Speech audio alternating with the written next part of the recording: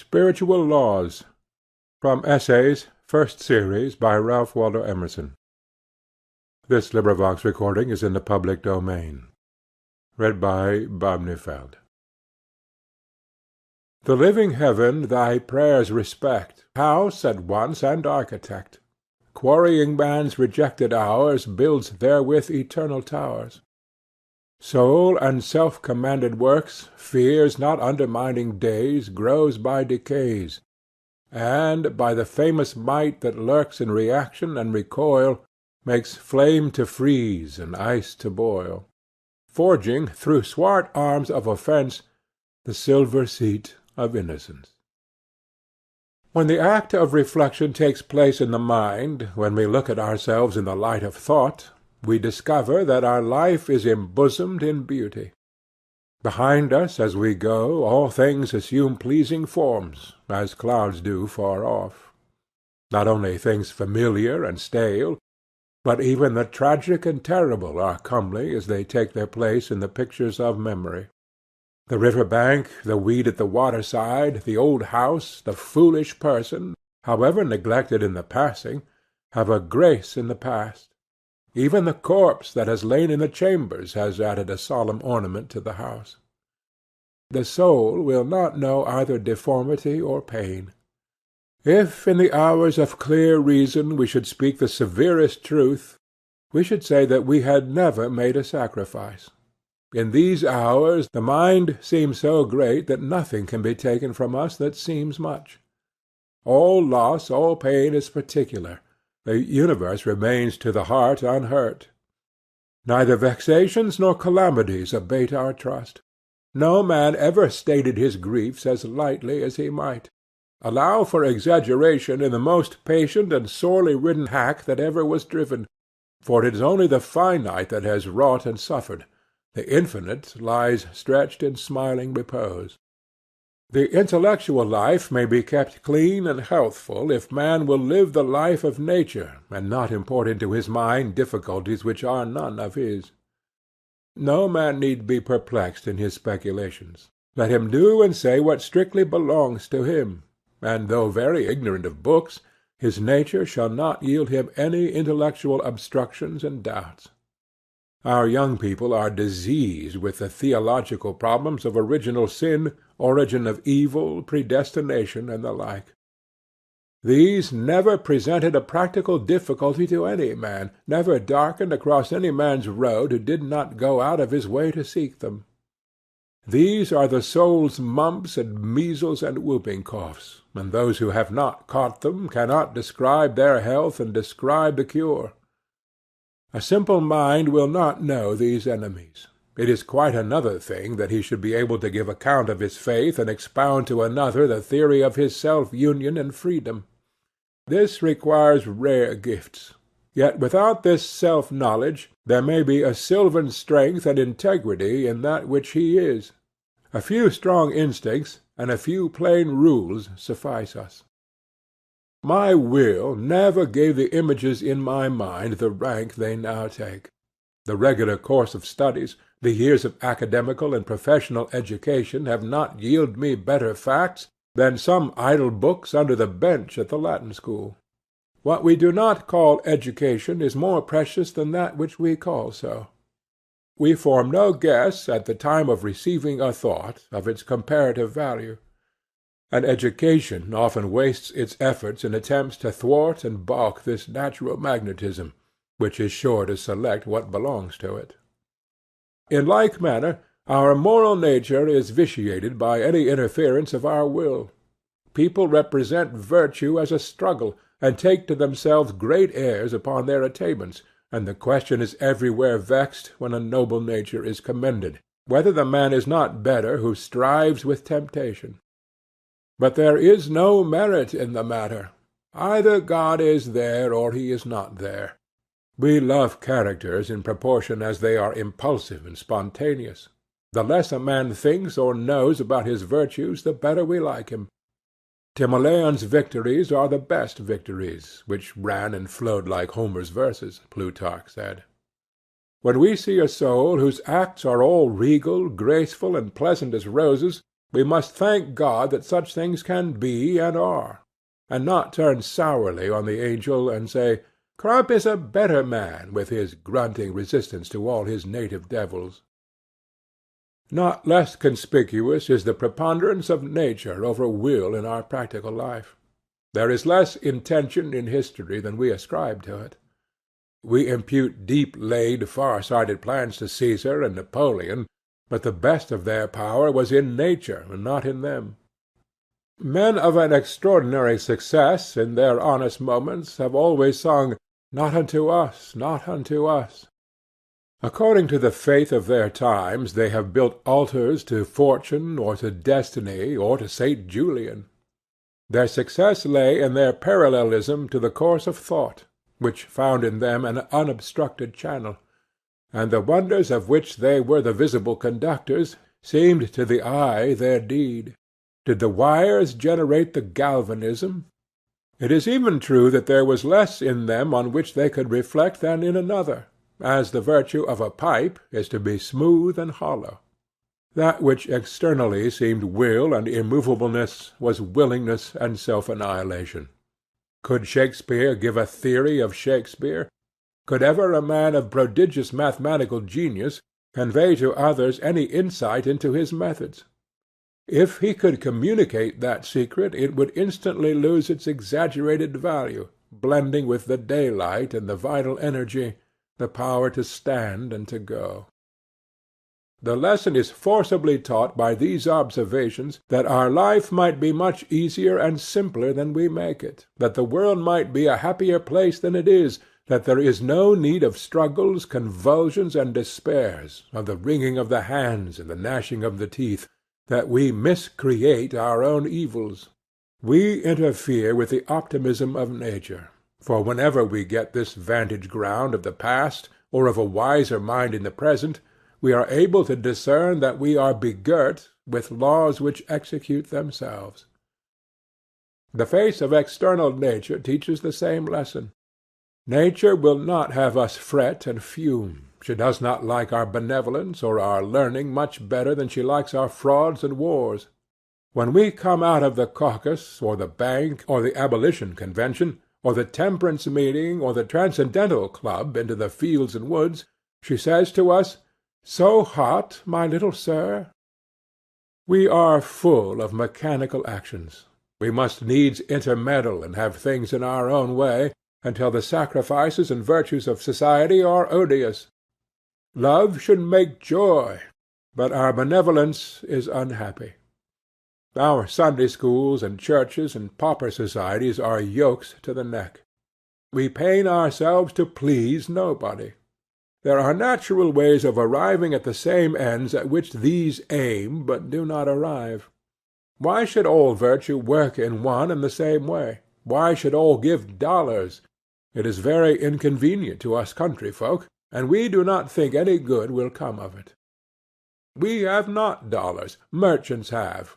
Let them give them. Farmers will give corn. Poets will sing. Women will sew. Laborers will lend a hand. The children will bring flowers. And why drag this dead weight of a Sunday school over the whole Christendom?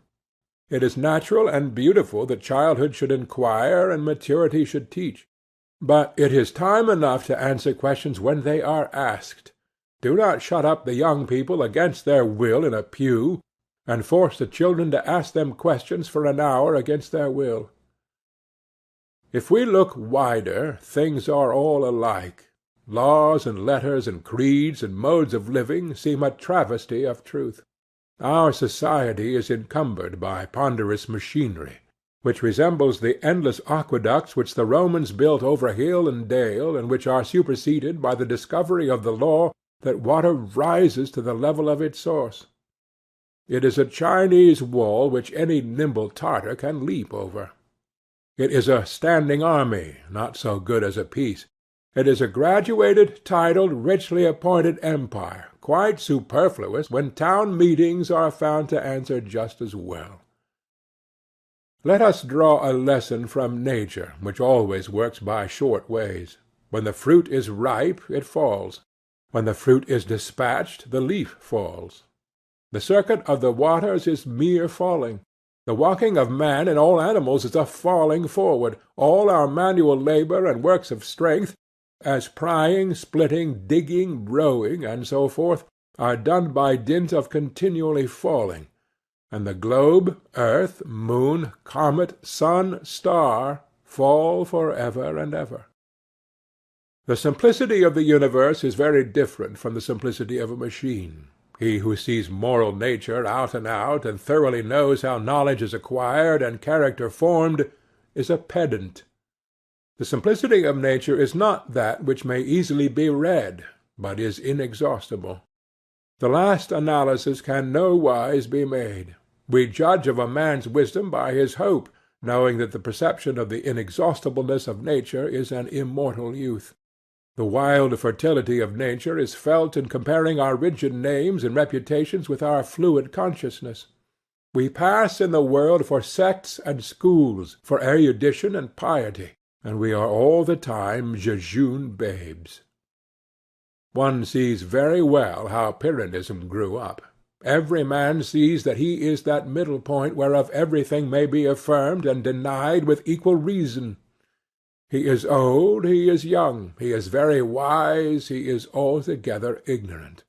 He hears and feels what you say of the seraphim and of the tin pedlar. There is no permanent wise man except in the figment of the Stoics. We side with the hero, as we read or paint, against the coward and the robber. But we have been ourselves that coward and robber, and shall be again, not in the low circumstance, but in comparison with the grandeurs possible to the soul. A little consideration of what takes place around us every day would show us that a higher law than that of our will regulates events; that our painful labours are unnecessary and fruitless; that only in our easy, simple, spontaneous action are we strong, and by contenting ourselves with obedience we become divine. Belief and love. A believing love will relieve us of a vast load of care. Oh, my brothers, God exists. There is a soul at the centre of nature and over the will of every man, so that none of us can wrong the universe. It has so infused its strong enchantment into nature that we prosper when we accept its advice, and when we struggle to wound its creatures our hands are glued to our sides, or they beat our own breasts. The whole course of things goes to teach us faith. We need only obey. There is guidance for each of us, and by lowly listening we shall hear the right word.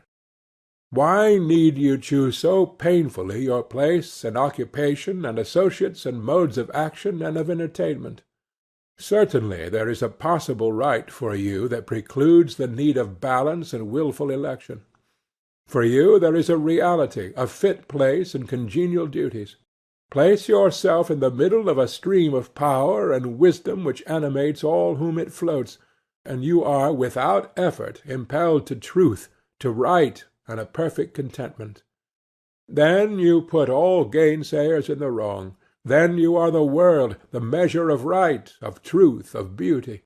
If we will not be marplots with our miserable interferences, the work, the society, letters, arts, science, religion of men would go on far better than now, and the heaven predicted from the beginning of the world, and still predicted from the bottom of the heart, would organize itself, as do now the rose and the air and the sun.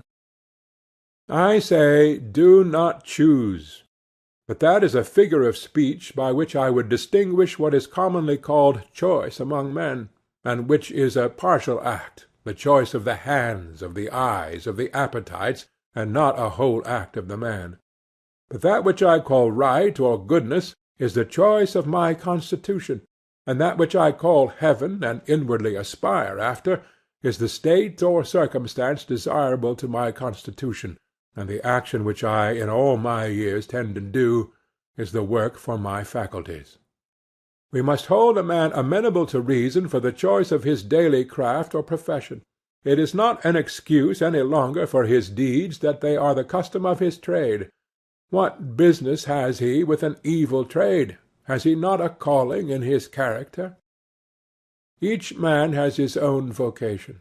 The talent is the call. There is one direction in which all space is open to him. He has faculties silently inviting him thither to endless exertion. He is like a ship in a river. He runs against obstructions on every side but one.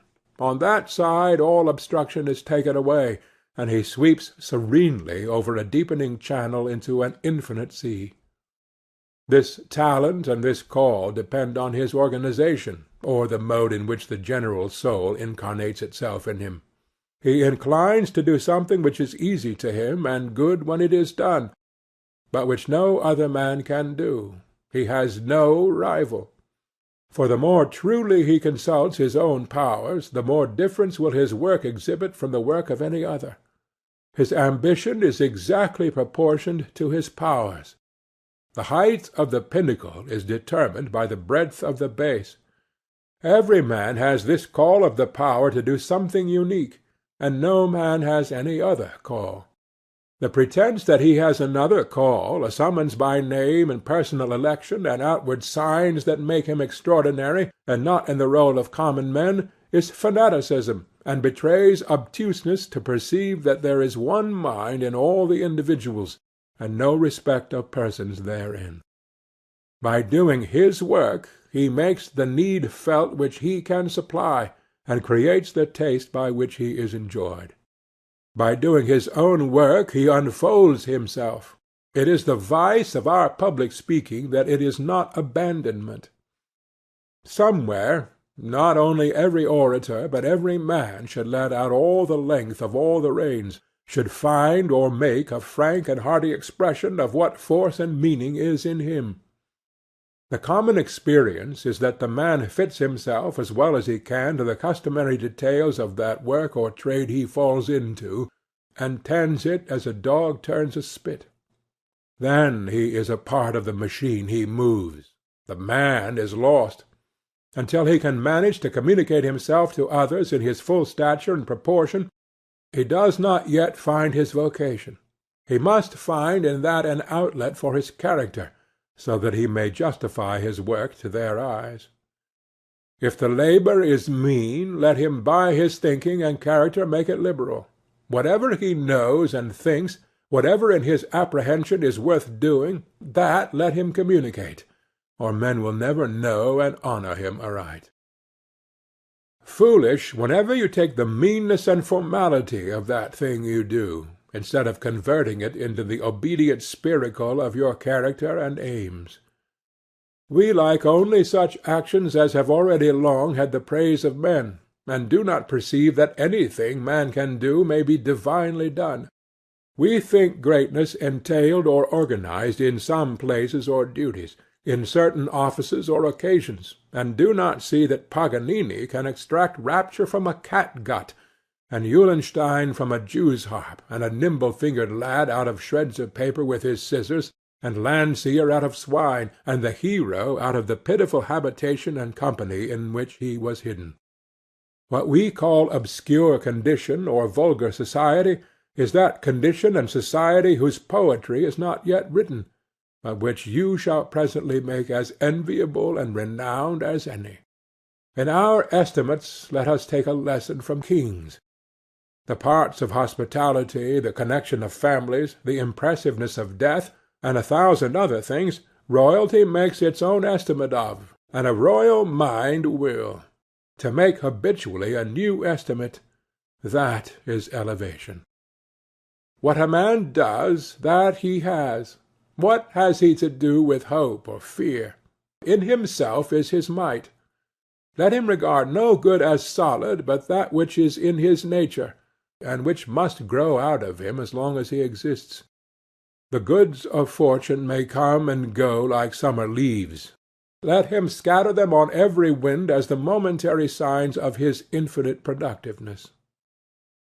He may have his own. A man's genius, the quality that differences him from every other, the susceptibility to one class of influences, the selection of what is fit for him, the rejection of what is unfit, determines for him the character of the universe. A man is a method, a progressive arrangement. a selecting principle, gathering his like to him wherever he goes. He takes only his own out of the multiplicity that sweeps and circles round him. He is like one of those booms which are set out from the shore on rivers to catch driftwood, or like the lodestone amongst splinters of steel. These facts, words, persons, which dwell in his memory without his being able to say why, remain because they have a relation to him not less real for being as yet unapprehended. They are symbols of value to him, as they can interpret parts of his consciousness which he would vainly seek words for in the conventional images of books and other minds. What attracts my attention shall have it, as I will go to the man who knocks at my door, whilst 1,000 persons as worthy go by it, to whom I give no regard. It is enough that these particulars speak to me. A few anecdotes, a few traits of character, manners, face, a few incidents, have an emphasis in your memory out of all the proportion to their apparent significance, if you measure them by the ordinary standards. They relate to your gift.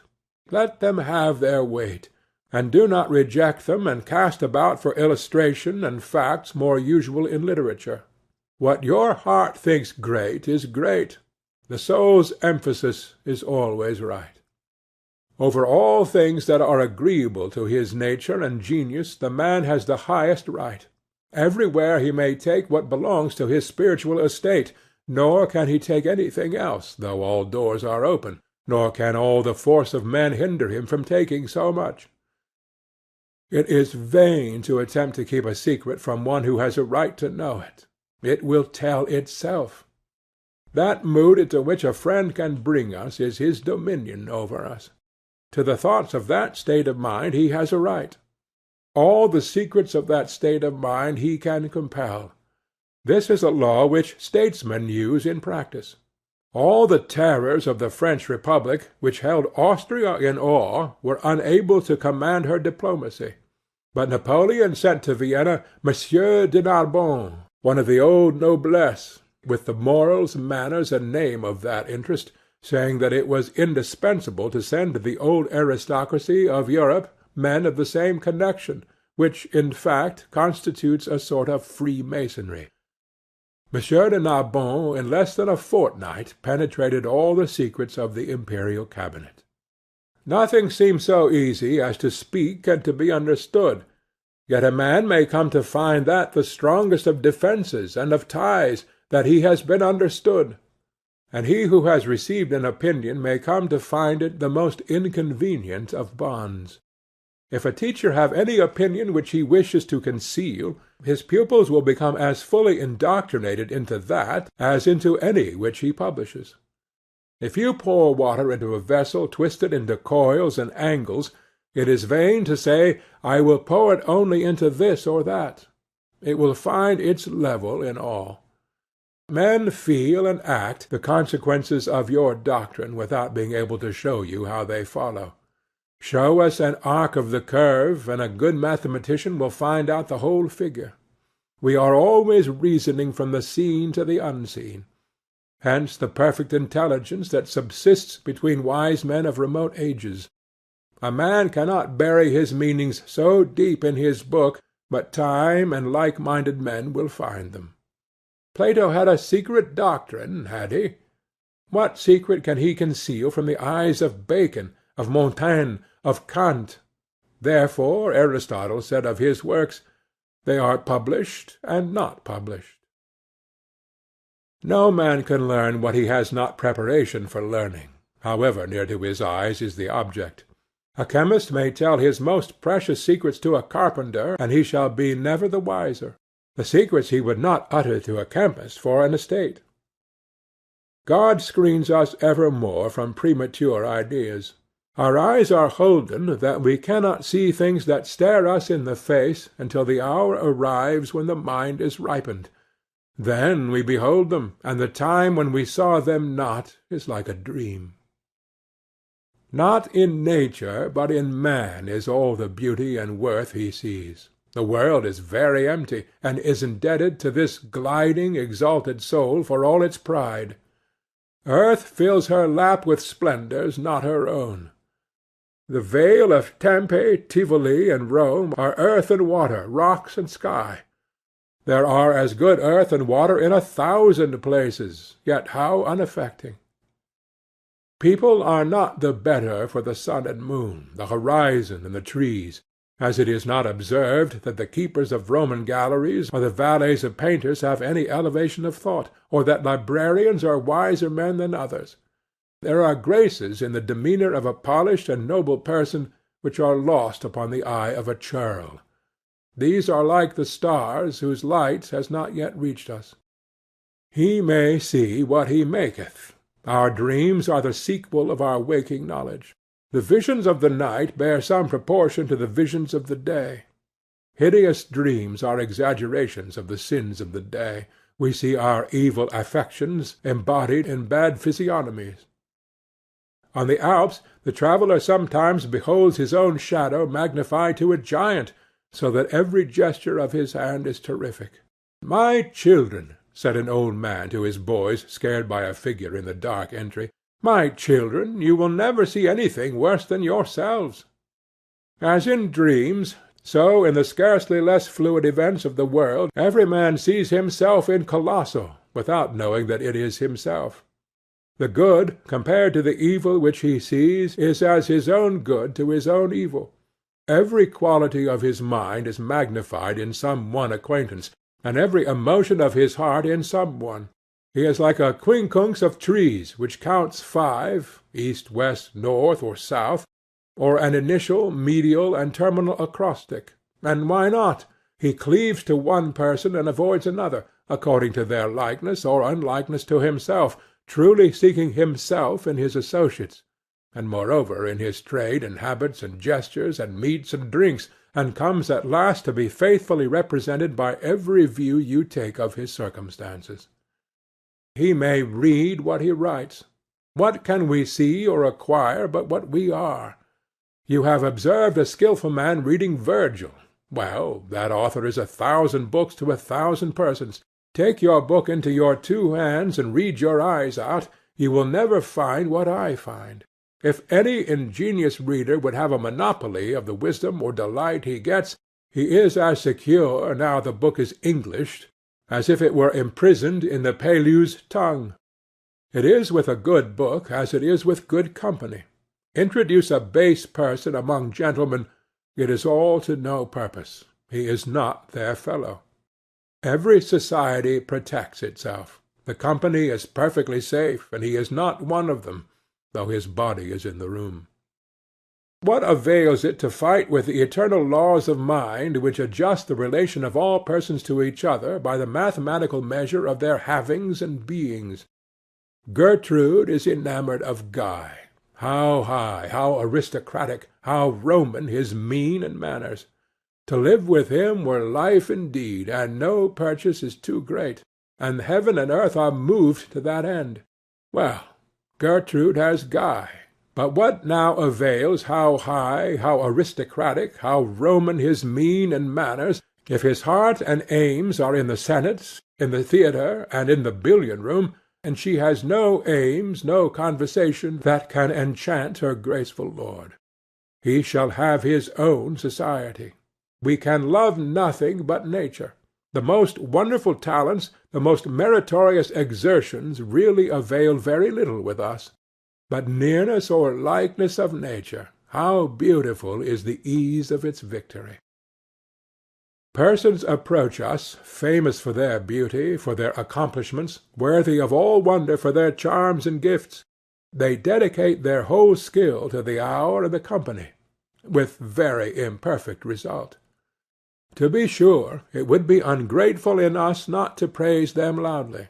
Then, when all is done, a person of related mind, a brother or sister by nature, comes to us so softly and easily, so nearly and intimately, as if it were the blood in our proper veins, that we feel as if some one was gone, instead of another having come. We are utterly relieved and refreshed. It is a sort of joyful solitude. We foolishly think in our days of sin that we must court friends by compliance to the customs of society, to its dress, its breeding, and its estimates. But only that soul can be my friend which I encounter on the line of my own march, that soul to which I do not decline, and which does not decline to me, but, native of the same celestial latitude, repeats in his own all my experience.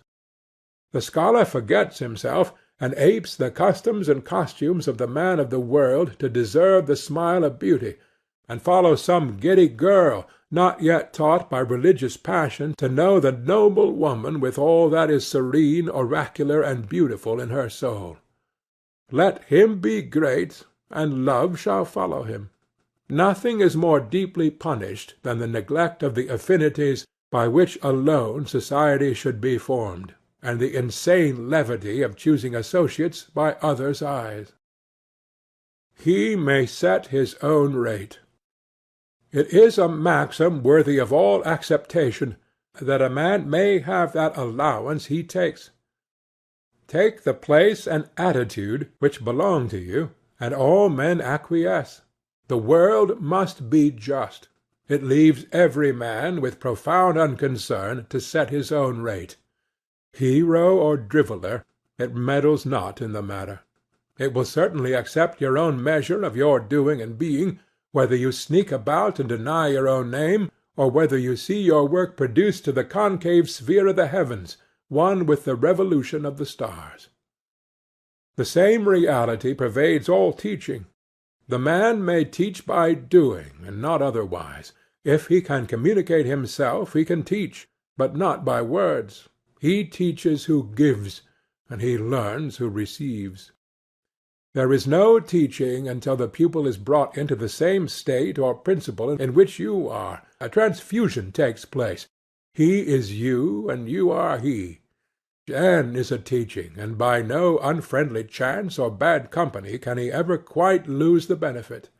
But your propositions run out of one ear as they ran in at the other. We see it advertised that Mr. Grand will deliver an oration on the 4th of July, and Mr. Hand before the Mechanics' Association, and we do not go thither, because we know that these gentlemen will not communicate their own character and experience to the company. If we had reason to expect such a confidence, we should go through all inconvenience and opposition. The sick would be carried in litters, but a public oration is an escapade, a non-committal, an apology, a gag, and not a communication, not a speech, not a man. A like Nemesis presides over all intellectual works. We have yet to learn that the thing uttered in words is not therefore affirmed. It must affirm itself, or no forms of logic or of oath can give it evidence. The sentence must also contain its own apology for being spoken. The effect of any writing on the public mind is mathematically measurable by its depth of thought. How much water does it draw? If it awaken you to think, if it lift you from your feet with the great voice of eloquence, then the effect is to be wide, slow, permanent over the minds of men. If the pages instruct you not, they will die like flies in the hour. The way to speak and write what shall not go out of fashion is to speak and write sincerely. The argument which has not power to reach my own practice, I may well doubt will fail to reach yours. But take Sidney's maxim, look in thy heart and write.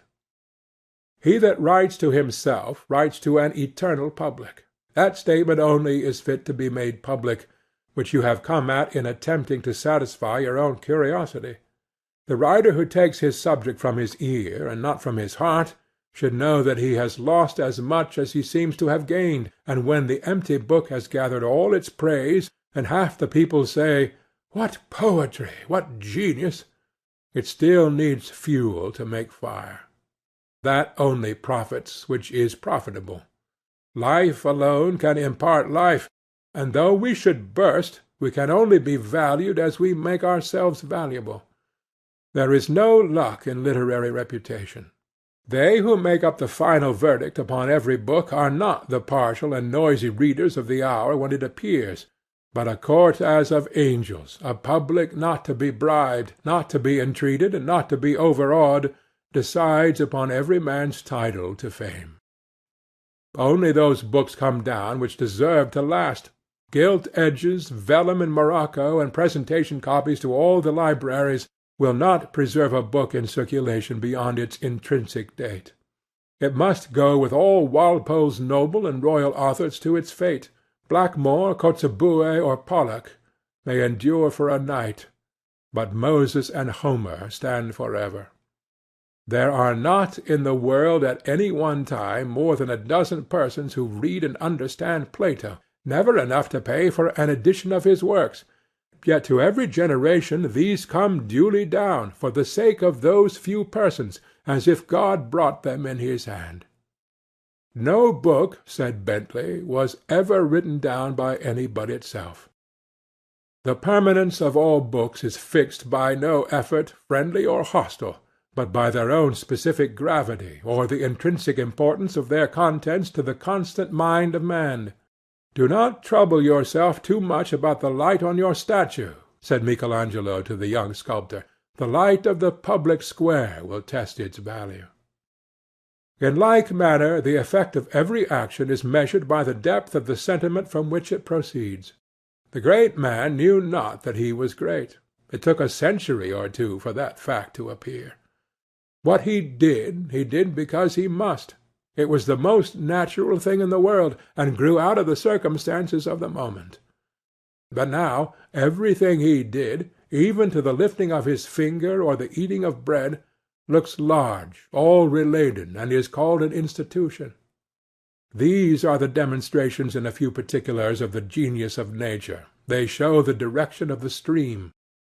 But the stream is blood. Every drop is alive. Truth has not single victories. All things are its organs, not only dust and stones, but errors and lies. The laws of disease, physicians say, are as beautiful as the laws of health. Our philosophy is affirmative, and readily accepts the testimony of negative facts, as every shadow points to the sun. By a divine necessity every fact in nature is constrained to offer its testimony. Human character evermore publishes itself. The most fugitive deed and word, the mere air of doing a thing, the intimated purpose, expresses character. If you act, you show character. If you sit still, if you sleep, you show it. You think because you have spoken nothing when others spoke, and have given no opinion on the times, on the church, on slavery, on marriage, on socialism, on secret societies, on the college, on parties and persons, that your verdict is still expected with curiosity as a reserved wisdom. Far otherwise. Your silence answers very loud. You have no oracle to utter, and your fellow-men have learned that you cannot help them. For oracles speak. Doth not wisdom cry, and understanding put forth her voice? Dreadful limits are set in nature to the powers of dissimulation. Truth tyrannizes over the unwilling members of the body. Faces never lie, it is said. No man need be deceived who will study the changes of expression. When a man speaks the truth in the spirit of truth, his eye is as clear as the heavens. When he has base ends and speaks falsely, the eye is muddy, and sometimes asquint.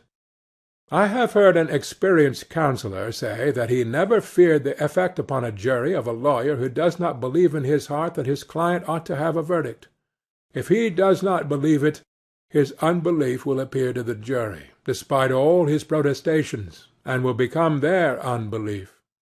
This is that law whereby a work of art, of whatever kind, sets us in the same state of mind wherein the artist was when he made it.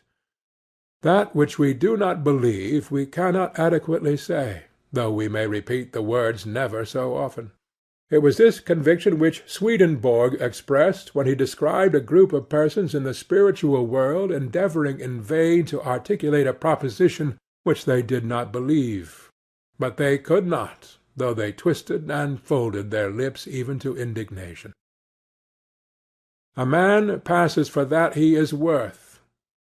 Very idle is all curiosity concerning other people's estimate of us, and all fear of remaining unknown is not less so.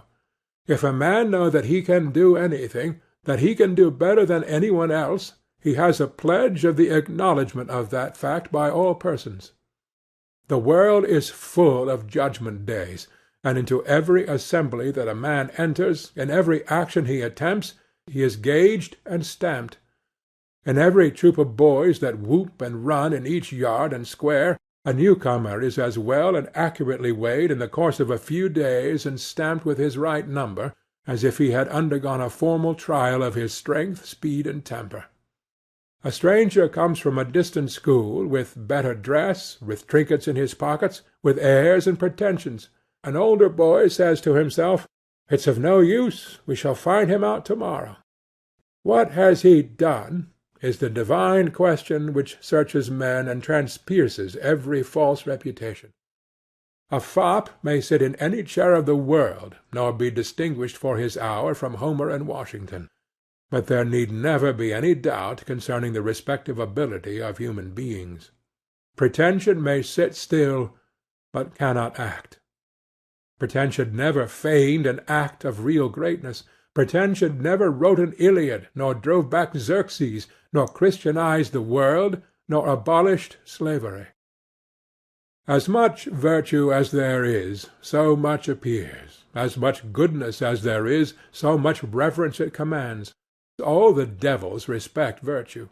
The high, the generous, the self-devoted sect will always instruct and command mankind. Never was a sincere word utterly lost. Never a magnanimity fell to the ground, but there is some heart to greet and accept it unexpectedly. A man passes for that he is worth. What he is engraves itself on his face, on his form, on his fortunes, in letters of light. Concealment avails him nothing, boasting nothing. There is confession in the glances of our eyes, in our smiles, in salutations, and the grasp of hands. His sin bedaubs him, mars all his good impression. Men know not why they do not trust him, but they do not trust him. His vice glasses his eyes, cuts lines of mean expression in his cheek, pinches the nose, sets the mark of the beast on the back of the head, and writes, "O fool, fool," on the forehead of a king. If you would not be known to do anything, never do it. A man may play the fool in the drifts of a desert, but every grain of sand shall seem to see. He may be a solitary eater, but he cannot keep his foolish counsel. A broken complexion, a swinish look, ungenerous acts, and the want of due knowledge, all blab. Can a cook, a chiffinch, a lachismo be mistaken for Zeno or Paul?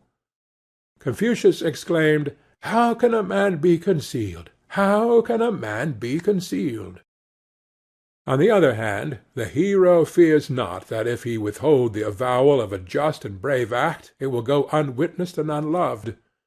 One knows it himself, and he is pledged by it to sweetness of peace and to nobleness of aim, which will prove in the end a better proclamation of it than the relating of the incident.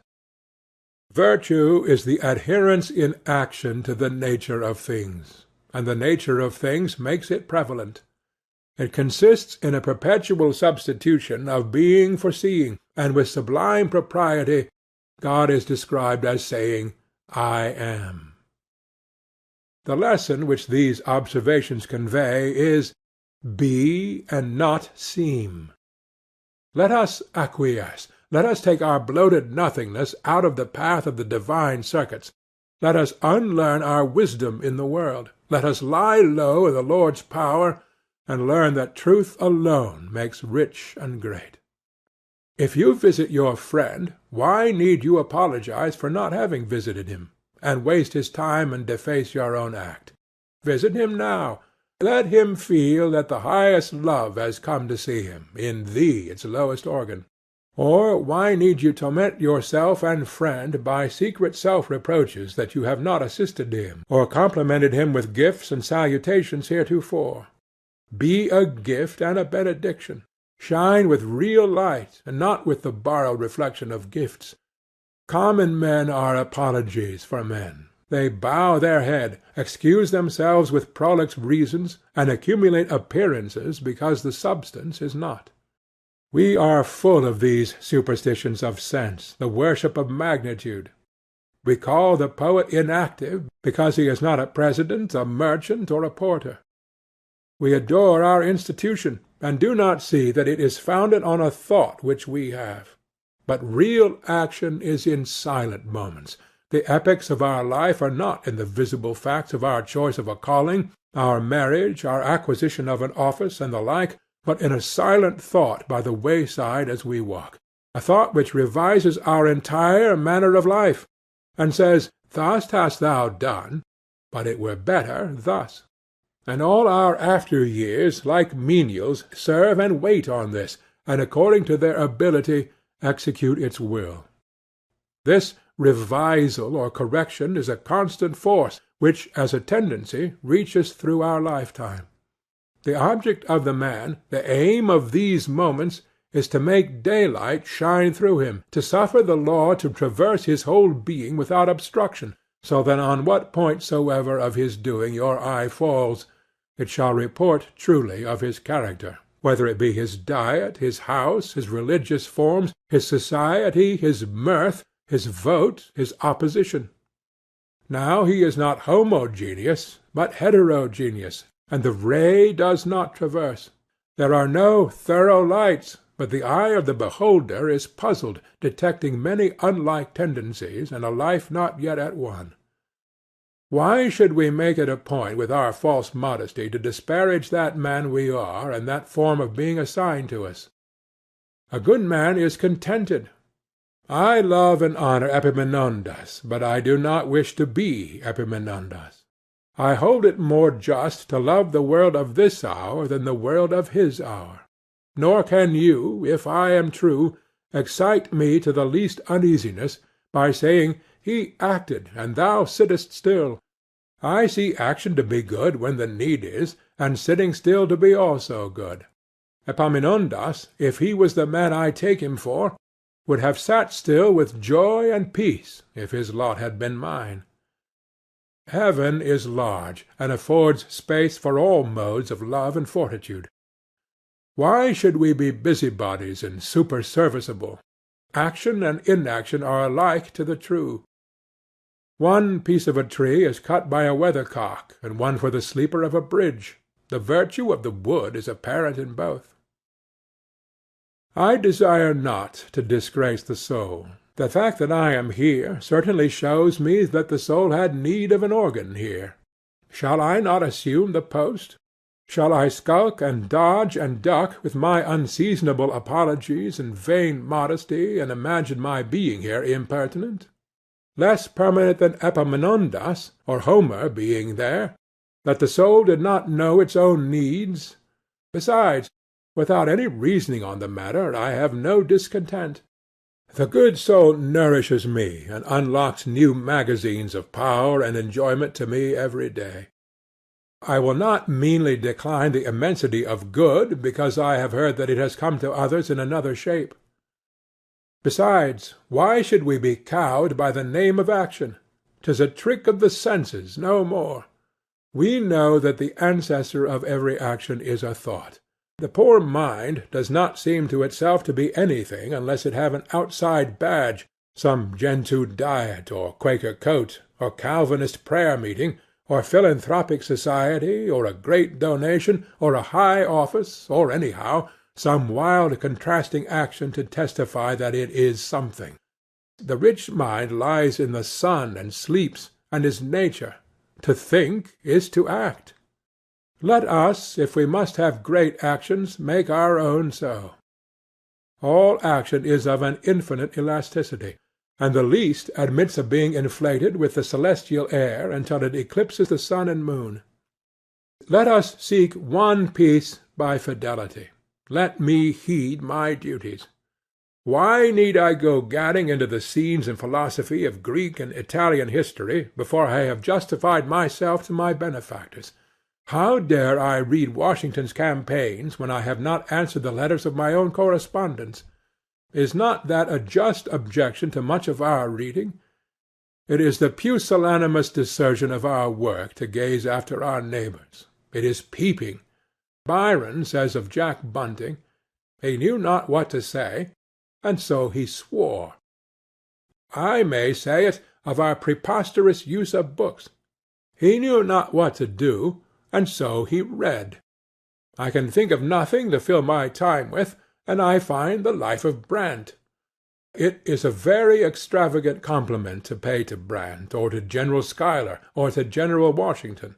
My time should be as good as their time, my facts, my net of relations, as good as theirs, or either of theirs. Rather let me do my work so well that other idlers, if they choose, may compare my texture with the texture of these, and find it identical with the best. This overestimate of the possibilities of Paul and Pericles, this underestimate of our own, comes from a neglect of the fact of an identical nature.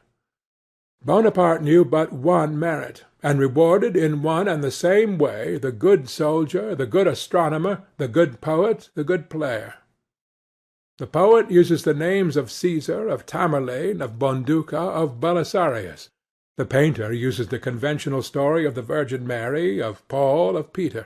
He does not, therefore, defer to the nature of these accidental men, of these stock heroes. If the poet write a true drama, then he is Caesar, and not the player of Caesar. Then the selfsame strain of thought, emotion as pure, wit as subtle, motions as swift, mounting, extravagant, and the heart as great, self-sufficing, dauntless, which on the waves of its love and hope can uplift all that is reckoned solid and precious in the world, palaces, gardens, money, navies, kingdoms, making its own incomparable worth by the slight it casts on these gods of men, these are all his, and by the power of these he rouses the nations. Let a man believe in God, and not in names and places and persons. Let the great soul incarnated in some woman's form, poor and sad and single, in some Dolly or Joan, go out of service, and sweep chambers and scour floors, and its effulgent daybeams cannot be muffled or hid, but to sweep and scour will instantly appear supreme and beautiful actions, the top and radiance of human life, and all people will get mops and brooms, until, lo, suddenly, the great soul has enshrined itself in some other form and done some other deed, and that is now the flower and head of all living nature. We are the photometers, we the irritable gold leaf and tinfoil that measure the accumulations of the subtle element. We know the authentic effects of the true fire through every one of its million disguises. End of Spiritual Laws.